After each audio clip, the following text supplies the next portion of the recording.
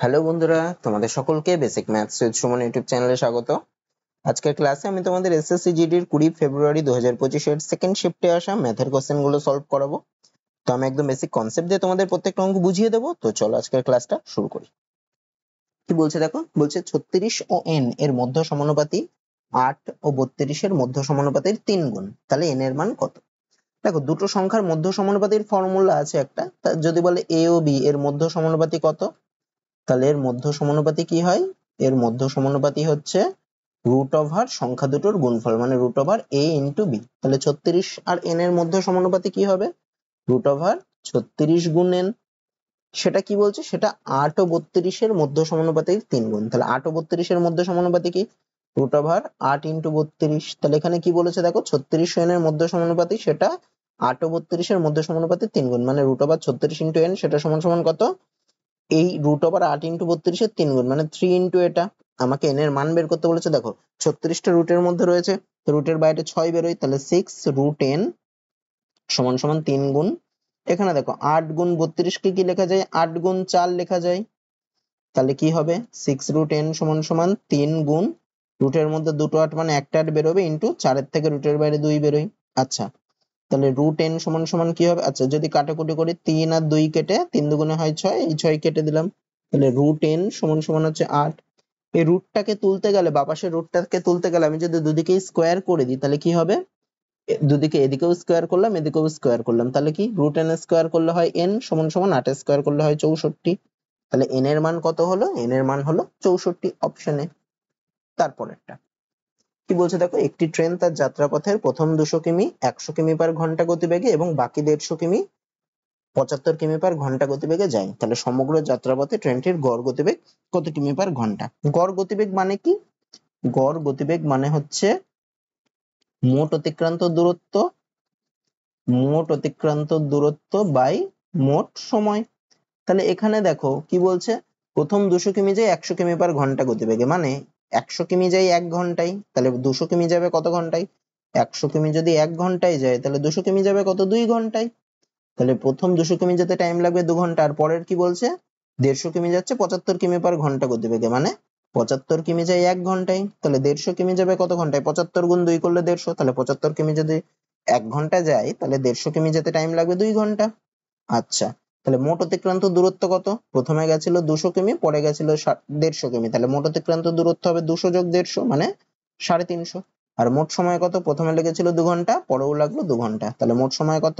2 আর 2 4 ঘন্টা। তাহলে গড় গতিবেগ কত? মোট অতিক্রান্ত দূরত্ব মানে 350 ডিভাইডেড বাই মোট সময় মানে 4, এত কিমি পার ঘন্টা।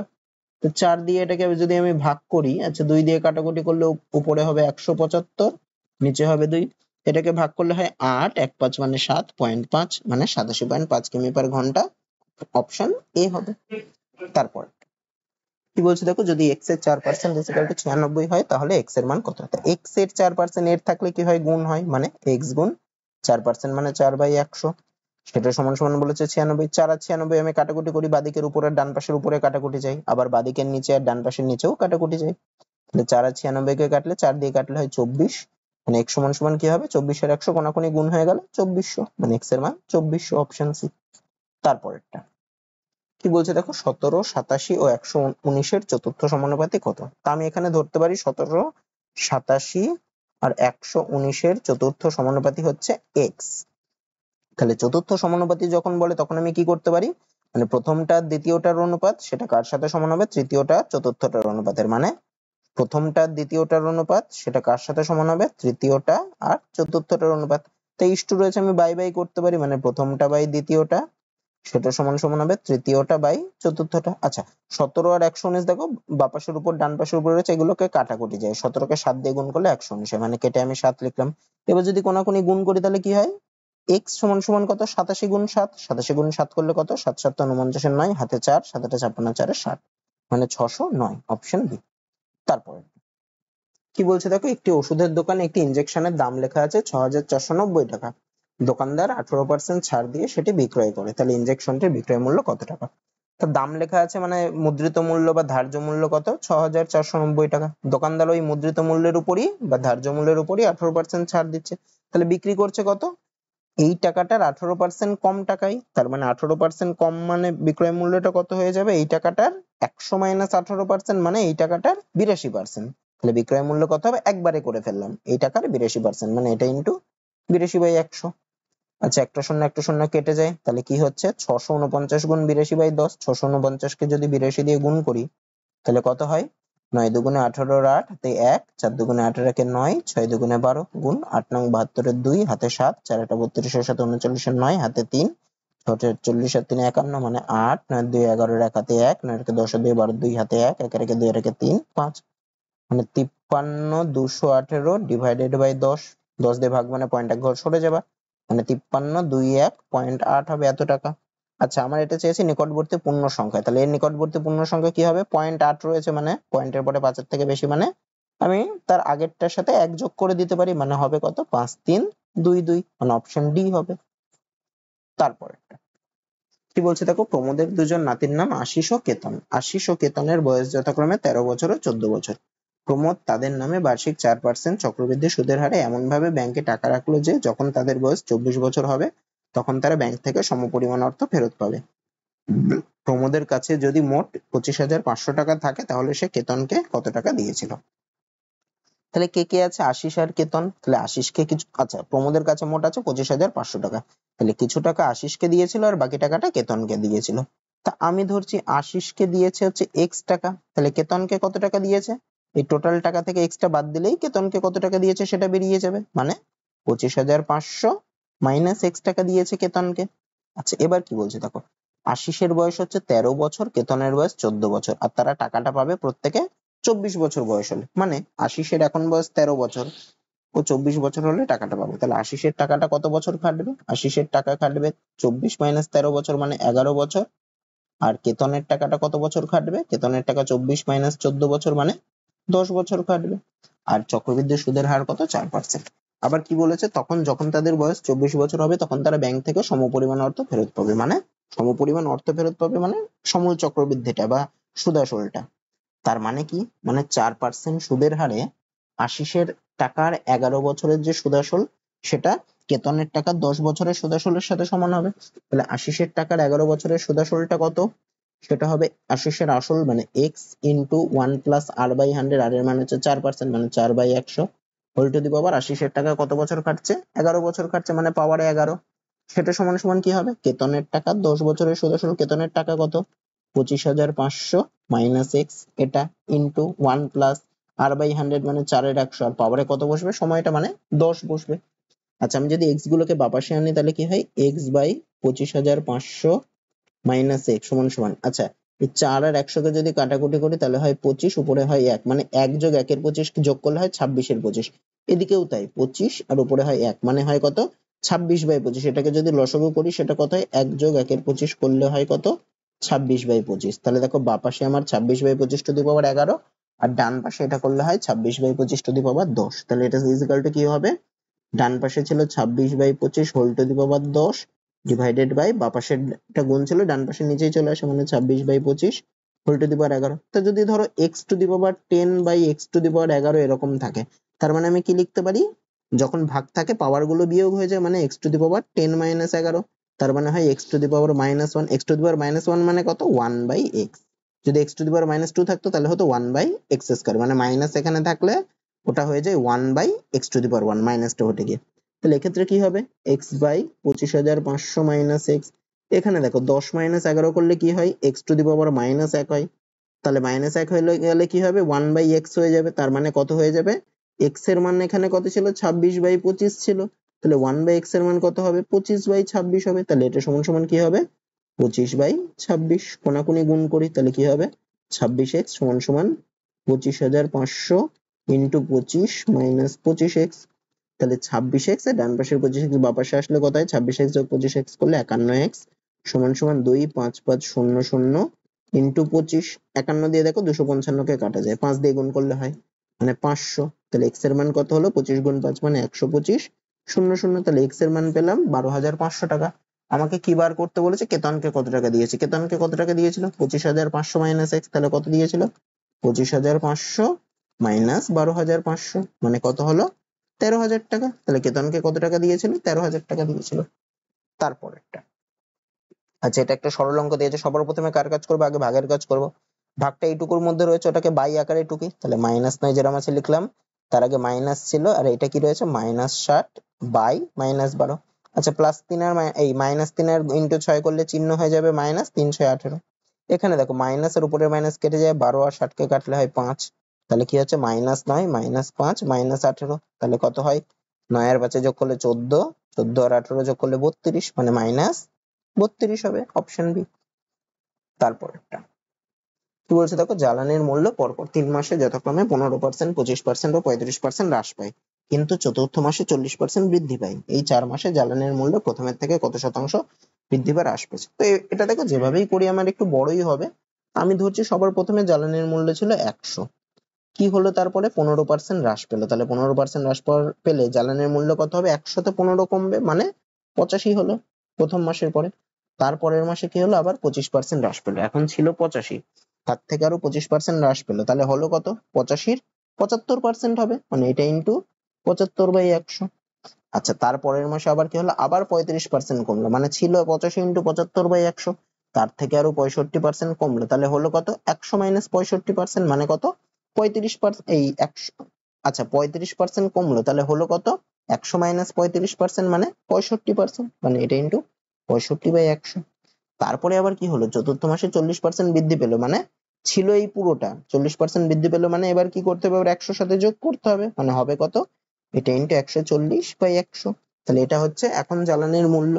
আচ্ছা তাহলে কি হচ্ছে? আমি যদি একটু কাটাকুটি করি, এই শূন্য কেটে যায়, 75 আর 100 কে 25 দিয়ে কাটলে হয় 3, এখানে হবে 4, 4 আর 14 কে যদি কাটি তাহলে 2, এখানে হবে 7। আচ্ছা 10 আর 65 কে কাটলে এখানে হবে 2, এখানে হবে 13। 100 আর 85 5 দিয়ে কাটলে হবে 20, এখানে হবে 17।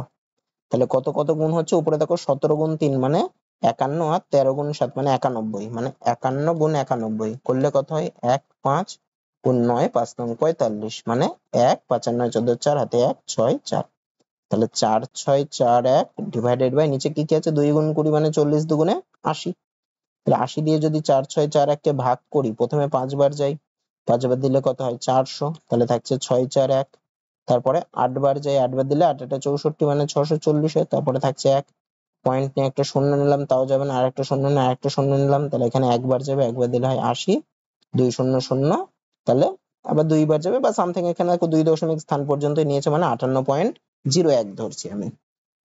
আচ্ছা তাহলে দেখো, তাহলে আমার ছিল কত? ছিল হচ্ছে প্রথমে 100, এখন হলো কত? এখন হলো হচ্ছে 58.01, তাহলে আমার হ্রাস পেলো কতটা? ছিল 100, হলো 58.01, তাহলে হ্রাস পেলো কত?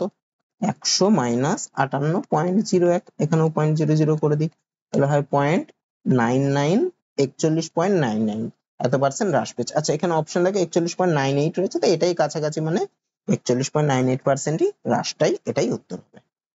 তারপরেরটা কি বলছে দেখো, দুটি সংখ্যার লসাগু ও গসাগু যথাক্রমে 198 ও 33, যদি একটি সংখ্যা 99 হয় তাহলে অপর সংখ্যাটি কত? আমরা কি জানি? লসাগু গুণ গসাগু সমান সমান সংখ্যা দুটির গুণফল, এটা ফর্মুলা আমরা জানি, তো এখানে এই ফর্মুলায় ফেলবো। তাহলে এখানে দেখো লসাগু গুণ লসাগু আর গসাগু বলে দিয়েছে, আর একটা সংখ্যা বলে দিয়েছে, তাহলে অপর সংখ্যা বের করার কি ফর্মুলা? অপর সংখ্যা সমান সমান হবে লসাগু গুণ গসাগু ডিভাইডেড বাই একটি সংখ্যা, বা যে সংখ্যাটা বলে দিয়েছে প্রদত্ত সংখ্যা, বা আমি এখানে একটি সংখ্যা বলেই লিখছি বোঝার সুবিধার জন্য। তাহলে এখানে অপর সংখ্যাটা কত হবে? লসাগু গুণ গসাগু মানে 198 গুণ 33 ডিভাইডেড বাই একটি সংখ্যা কত ছিল? 99। 33 কে 3 দিয়ে গুণ করলে 99, 3 দিয়ে 198 কাটলে 6 1 8 6, মানে কত হলো? 66, তার মানে অপর সংখ্যাটি কত? 66। তারপরেরটা কি বলছে তোকে, একটি চোঙাকৃতি ট্যাঙ্কের জল ধারণ ক্ষমতা 4774 ঘনমিটার, ট্যাঙ্কটির ভূমির ব্যাসার্ধ 7 মিটার, তাহলে ট্যাঙ্কটির গভীরতা কত মিটার? তাহলে দেখো, ট্যাঙ্ক চোঙাকৃতি ট্যাঙ্ক, ট্যাঙ্কটির জল ধারণ ক্ষমতা মানে জল ধরে কত, সেটা কি হবে? সেটা তার আয়তন। তাহলে ট্যাঙ্কটি বা চোঙাকৃতি ট্যাঙ্কের আয়তনের ফর্মুলা কি? চোঙের আয়তন, চোঙের আয়তনের ফর্মুলা হচ্ছে ভূমির ক্ষেত্রফল ইনটু উচ্চতা, যেখানে ভূমির ক্ষেত্রফল হচ্ছে পাই আর স্কয়ার ইনটু উচ্চতা হচ্ছে h, মানে পাই আর স্কয়ার ইনটু h করলে পাই আর স্কয়ার h হয়, যেখানে পায়ের মান কত? পায়ের মান হচ্ছে 22/7, 8টা কি? 8টা হচ্ছে ভূমির ব্যাসার্ধ, আর এইচটা কি, এইচটা হচ্ছে উচ্চতা। তাহলে এখানে দেখো কি কি বলে দিয়েছে, চোঙটার আয়তন কত, মানে পাই আর স্কোয়ার মানে 22/7 ইন্টু আর, আর এর মান কত বলেছে, ভূমির ব্যাসার্ধ 7 মানে 7 স্কোয়ার মানে 7 গুণ 7 লিখতে পারি, ইন্টু উচ্চতাটা আমাকে বের, আচ্ছা উচ্চতা এখানে গভীরতা, তা আমি ধরছি গভীরতাটা হচ্ছে এইচ, তাহলে গভীরতা ধরলাম এইচ, এটা সমান সমানই হবে যতটা জল ধরে, মানে 4774 ঘনমিটার। আচ্ছা এই সাথে কেটে গেল, আচ্ছা 7 দিয়ে যদি 4774 কে কাটি কত হয়, 6 7 42, তারপরে থাকে 5 7 মানে 7 8 56, 1 4 মানে 2।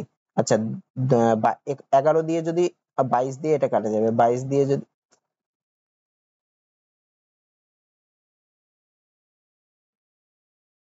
22 দিয়ে যদি আমি 682 কে কাটি, 22 দিয়ে প্রথমে যাবে হচ্ছে 3 বার, তাহলে হয় 66, 2 2 মানে 1। তাহলে এইচ এর মান কত বেরোলো, 31, মানে ট্যাঙ্কটির গভীরতা কত বেরোলো, 31 মিটার, মানে অপশন এ হবে। তারপরে কি বলছে দেখো, অতুল ও নির্মল যথাক্রমে 5,400 টাকা ও 10,200 টাকা বার্ষিক সরল সুদের হারে ব্যাংকে জমা রাখে। যদি 5 বছর পর নির্মল অতুলের থেকে 480 টাকা বেশি সুদ পায়, তাহলে বার্ষিক সুদের হার কত শতাংশ? তাহলে দেখো অতুল রেখেছে কত, 5,400 টাকা, নির্মল রেখেছে 10,200 টাকা। তারা কি হবে, তারা 5 বছর পর নির্মল বেশি সুদ পাচ্ছে, কেন বেশি, 480 টাকা বেশি সুদ পাচ্ছে, কেন বেশি পাচ্ছে, কারণ দেখো নির্মল বেশি টাকা রেখেছে।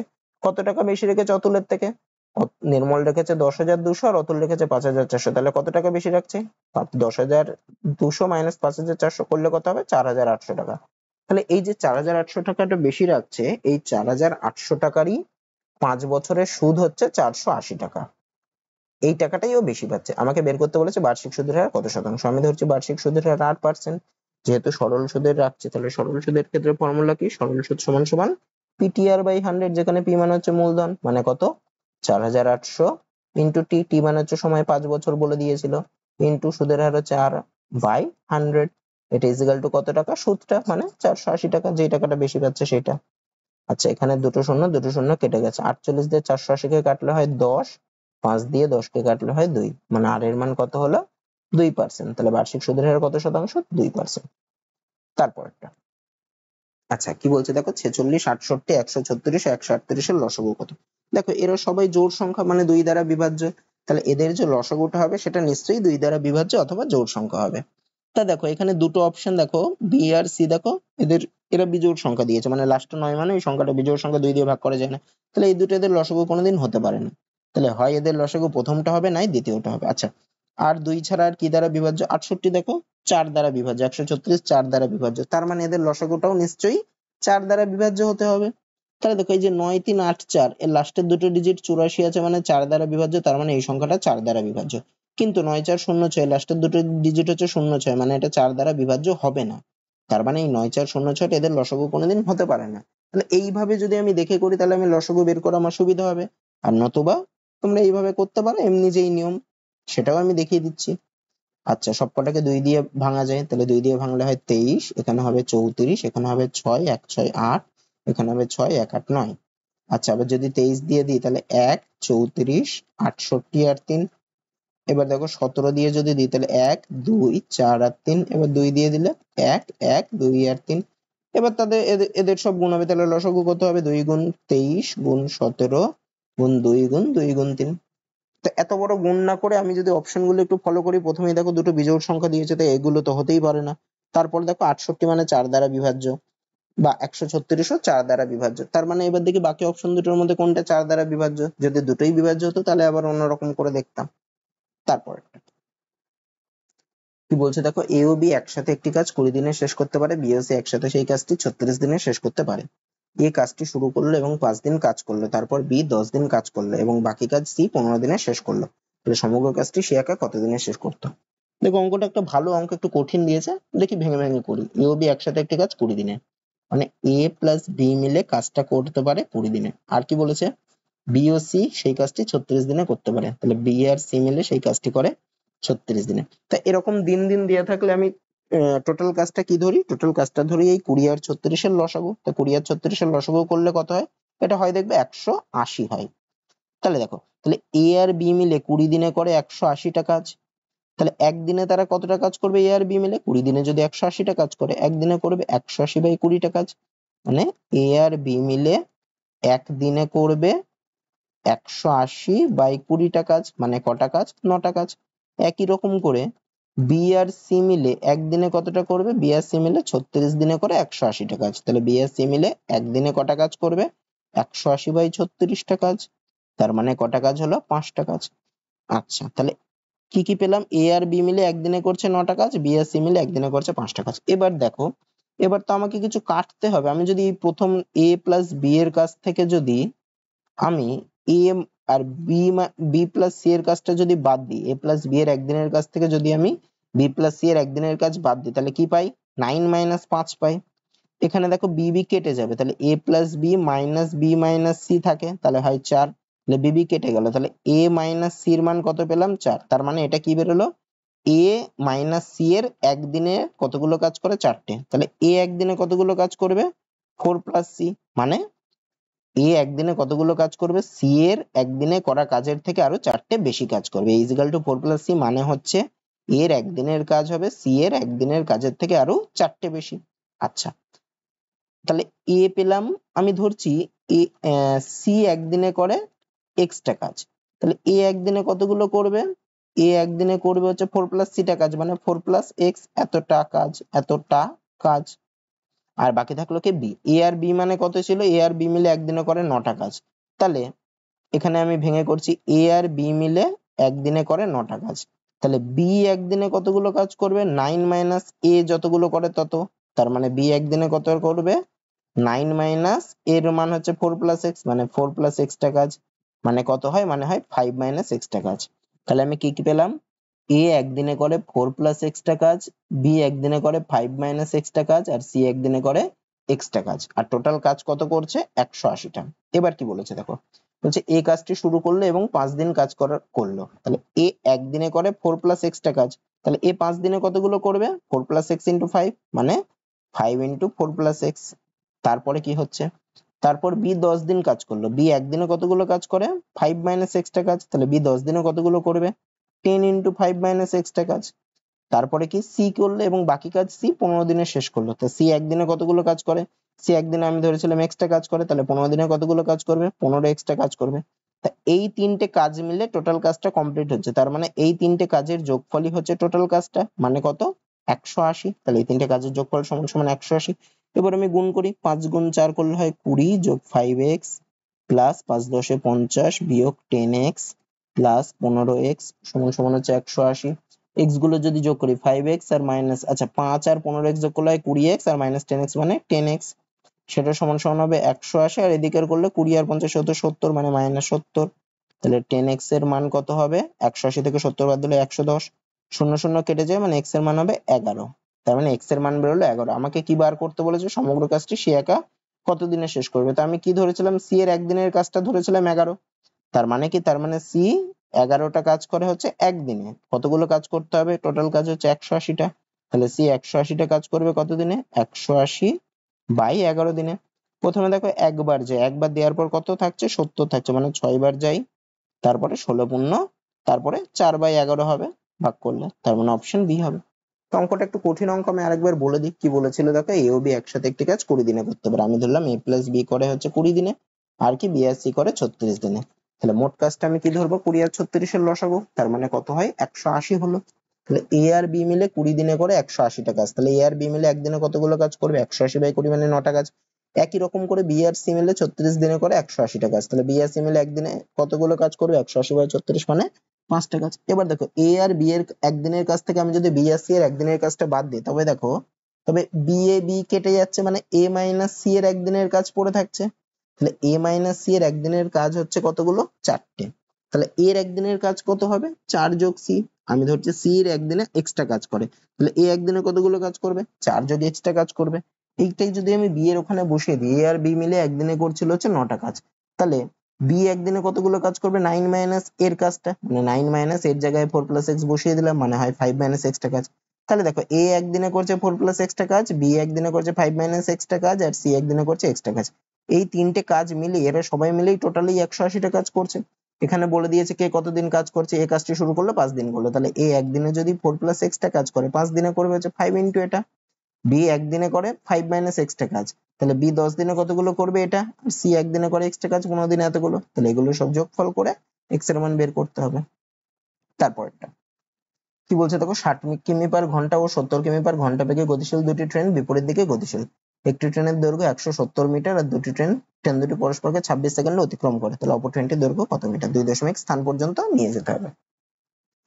আচ্ছা, ট্রেন দুটো দেখো বিপরীত দিক থেকে যাচ্ছে, মানে একটা ট্রেন এদিক থেকে যাচ্ছে, এটার গতিবেগ দিলাম 60 কিমি পার ঘন্টা, আর আরেকটা এদিক দিয়ে আসছে, তাহলে এটার গতিবেগ ধরলাম 70 কিমি পার ঘন্টা। তাহলে দেখো ট্রেন দুটো যেহেতু বিপরীত দিক থেকে যাচ্ছে, তাহলে তাদের আপেক্ষিক গতিবেগটা কি হয়ে যায়? বিপরীত দিক থেকে গেলে আপেক্ষিক গতিবেগটা হয়ে যায় ট্রেন দুটোর গতিবেগের সমষ্টি। তাহলে এক্ষেত্রে আপেক্ষিক গতিবেগ কত? সমান সমান এই 60 যোগ 70 ট্রেন দুটোর গতিবেগের সমষ্টি, মানে 130 কিমি পার ঘন্টা। মানে ট্রেন দুটো পরস্পরকে এই গতিবেগে অতিক্রম করে। তা কিমি পার ঘন্টা থেকে আমি যদি মিটার পার সেকেন্ডে নিই, তাহলে কি করতে হবে? 5/18 দিয়ে গুণ করতে হবে, মানে 130 ইন্টু 5/18 এত মিটার পার সেকেন্ড। এটাকে যদি আমি 2 দিয়ে কাটি তাহলে হবে 9, এখানে হবে 65, মানে 65 ইন্টু 5/9 এত মিটার পার সেকেন্ড। তার মানে কি? তার মানে ট্রেন দুটি পরস্পরকে এই গতিবেগে অতিক্রম করে, মানে ট্রেন দুটি পরস্পরকে 1 সেকেন্ডে অতিক্রম করে 65 ইন্টু 5/9 মিটার। ট্রেন দুটি পরস্পরকে কত সেকেন্ডে অতিক্রম করছে? 26 সেকেন্ডে। তাহলে 1 সেকেন্ডে অতিক্রম করে 65 ইন্টু 5/9 মিটার। তাহলে 26 সেকেন্ডে পরস্পরকে কতটা অতিক্রম করবে? 65 ইন্টু 5 ইন্টু 26 ডিভাইডেড বাই 9। এত কিছু করা যাবে না, এটাই থাকবে। এবার কি বলছে দেখো, ট্রেন দুটোর পরস্পরকে অতিক্রম করা মানে কি? এই ধরো এই ট্রেনটা এদিকে, এই ট্রেনটা এইদিকে, এরা পরস্পরকে অতিক্রম করছে মানে কি? মানে ট্রেন দুটোর দৈর্ঘ্যের সমষ্টি যাওয়া, মানে এ এতটা যাবে আর এ এদিকে চলে আসবে, মানে ট্রেন দুটোর দৈর্ঘ্যের সমষ্টি, এর দৈর্ঘ্য প্লাস এর দৈর্ঘ্য।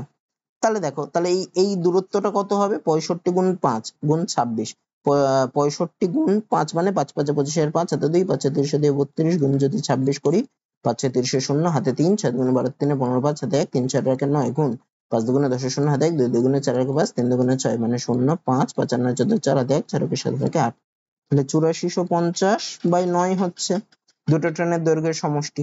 তাহলে এটা করলে কত হয়? 9 দিয়ে ভাগ করলে প্রথমে দেখো 9 বার যাবে, তারপরে 3 5 মানে 3 বার যাবে, 3 বার দিলে হয় 27, 8 শূন্য মানে 8 বার যাবে, তাহলে পয়েন্ট আবার 8 8 এরকম করে চলতে থাকবে, বা 8 9 ধরতে পারি, বা 8 8 8 8 এরকম করে চলতে থাকবে।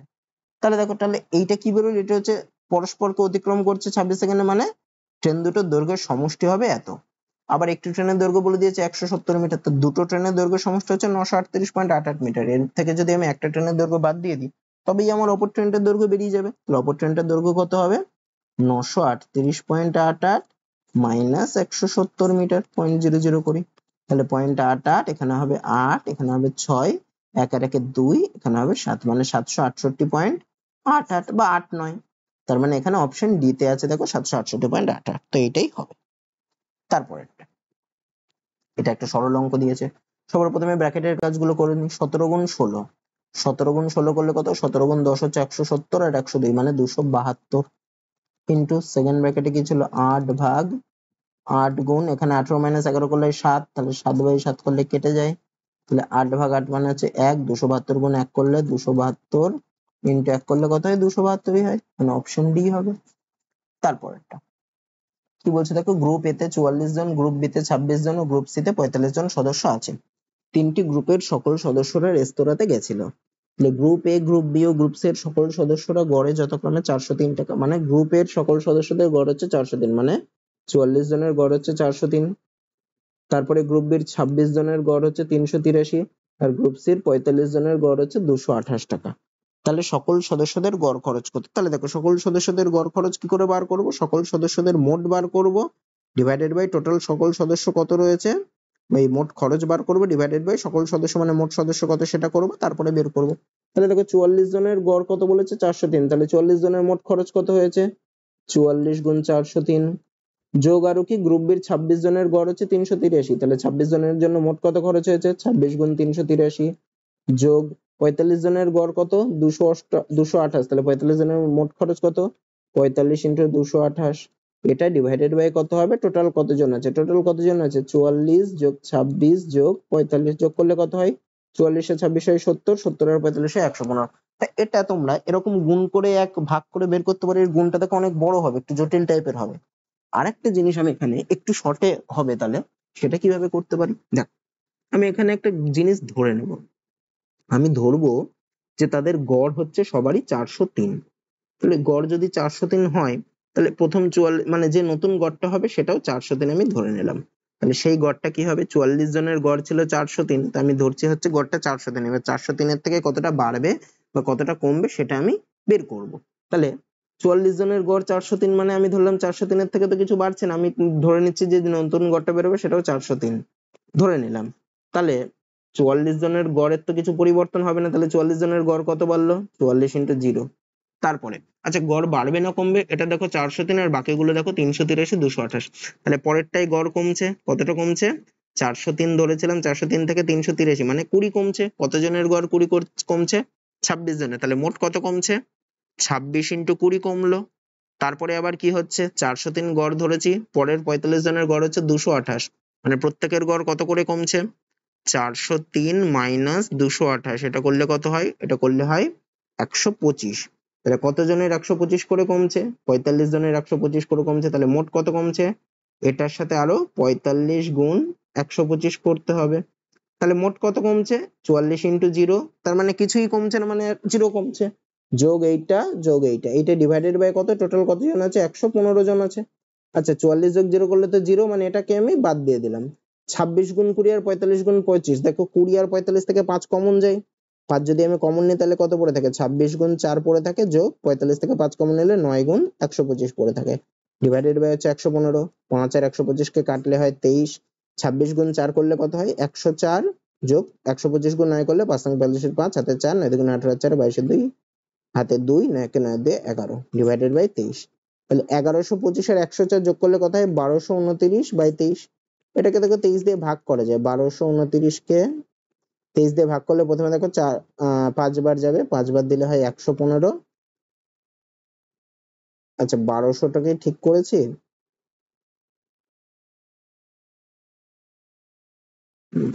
5 হাতে 4, 9 দুগুণে 18, 4 22 2 হাতে 2, 9 কে 9 দিয়ে 11, 1125 আর 4 1229, হ্যাঁ ঠিক আছে। 23 কে 5 দিয়ে গুণ করলে 3 5 15 5 হাতে 1, 5 দুগুণ 10 কে 11, মানে 79। এখানে তো কিছু গন্ডগোল হচ্ছে মনে হচ্ছে, কিছু ভুল হলো। 26 গুণ 4, 4 24 এর 4 হাতে 2, 4 দুগুণে 8 দিয়ে 10, ঠিক আছে। 9 গুণ 125, 5 45 এর 5 হাতে 4, 9 দুগুণে 18 এর 4, 22 এর 2 হাতে 2, 9 কে 9 দিয়ে 11, ঠিকই তো আছে। কিন্তু এখানে 79 চলে আসছে, তো কিছু মনে হচ্ছে ভুল হলো। আচ্ছা আরেকবার দেখি, 26 গুণ 20 আর এখানে হবে 45 গুণ 125। তাহলে 26 গুণ 20 মানে 5 কমন নিয়েছি, তাহলে 4 হলো, আর এখান থেকে 5 কমন নিলে 9 গুণ 125, আর 5 দিয়ে ভাগ করলে 23, ঠিকই তো আছে।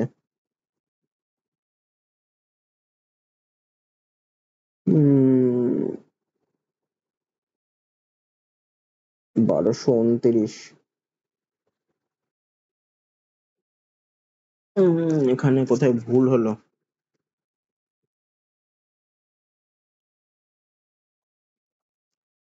আচ্ছা আচ্ছা আচ্ছা, 403 থেকে 228 বাদ দিয়ে 125 করেছে, এখানেই তো ভুল হয়েছে। এখানে হবে 5, 2 এর একে 3 মানে 7, এখানে 175 হবে, 9 গুণ 175। ও 9 গুণ 175, সরি সরি সরি, 9 গুণ 175 করলে কত হয়, 5 নং 45 এর 5 হাতে 4, 7 নং 63 এর 4 67, 7 হাতে 6, 9 কে 9 6 15, মানে 1575 যোগ 104 মানে কত হয়, 1679 ডিভাইডেড বাই 23, মানে এতটা বাড়বে।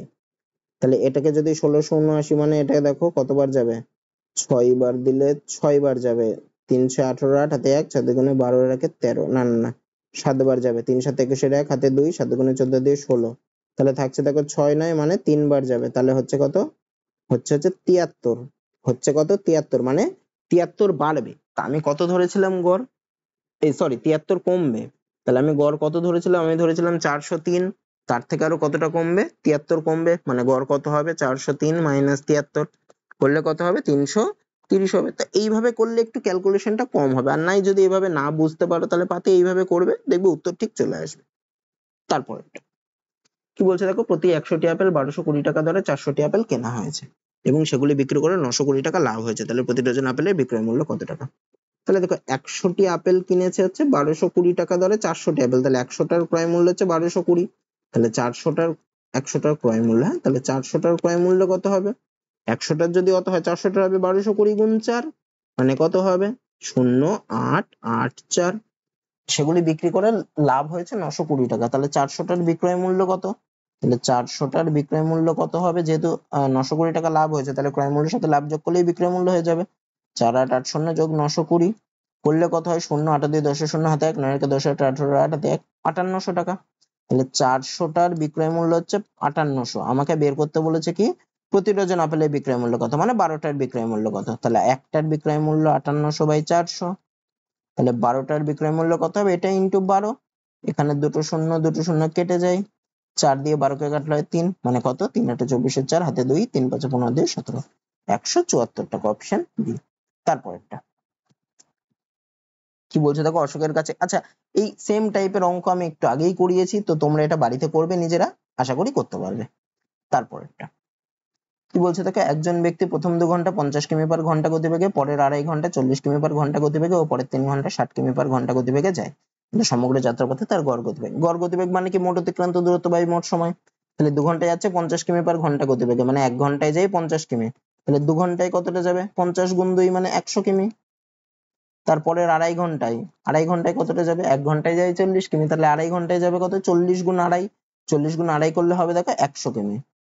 আর তারপরে 3 ঘন্টা 60 কিমি পার ঘন্টা গতিবেগে, তাহলে তারপরে 3 ঘন্টায় 1 ঘন্টায় যায় 60 কিমি, তাহলে 3 ঘন্টায় যায় কত, 60 গুণ 3 মানে 180 কিমি।